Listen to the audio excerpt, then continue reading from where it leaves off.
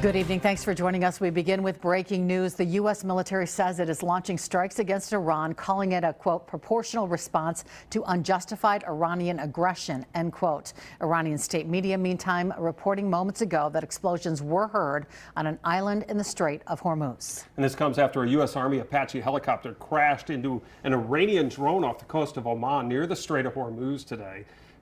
Excuse me, both Army aviators survived. Military officials say they were rescued around 3:30 local time. Iran's foreign minister warning that foreign forces operating near its territory are, quote, at constant risk, end quote, said the best way to reduce I'm gonna let Tammy finish this. Reduce the risk is for them to leave the region. The helicopter downing and now U.S. strikes come as a 2-month ceasefire already under severe strain after new exchanges of fire between Iran and Israel.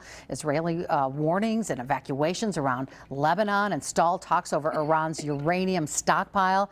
We will continue to monitor the situation and provide you with details on air and, of course, on our website.